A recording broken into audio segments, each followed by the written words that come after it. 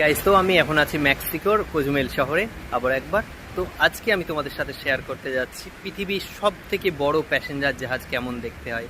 আর সেটা এখন আছে রয়্যাল ক্যারিবিয়ানের কাছে। রয়্যাল ক্যারিবিয়ান একটা ইন্টারন্যাশনাল কোম্পানি, সেটাও ভালো কোম্পানি এখানে।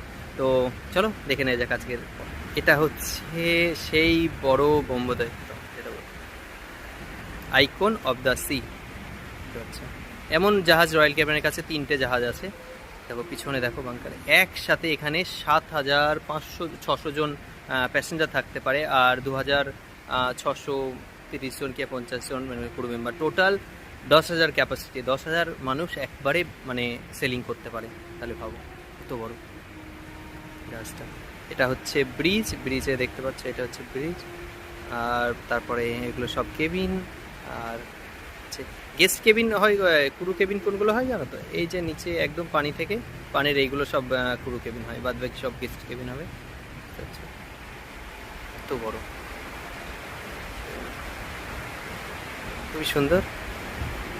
কিন্তু একটা কথা বলতে হবে, যত বড় জাহাজ হোক না কেন পানির কাছে পিঁপড়ে সমান, দেখতে পাচ্ছি।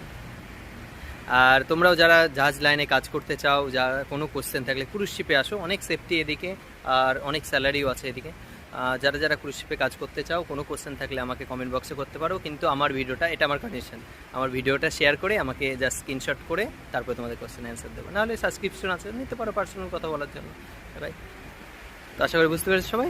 ভিডিওটা কেমন লাগলো কমেন্ট করে বলো, আর শিপটা কেমন লাগলো তোমাদের দেখে সেটাও কমেন্ট করে বলো। ভালো থেকো, সুস্থ থেকো।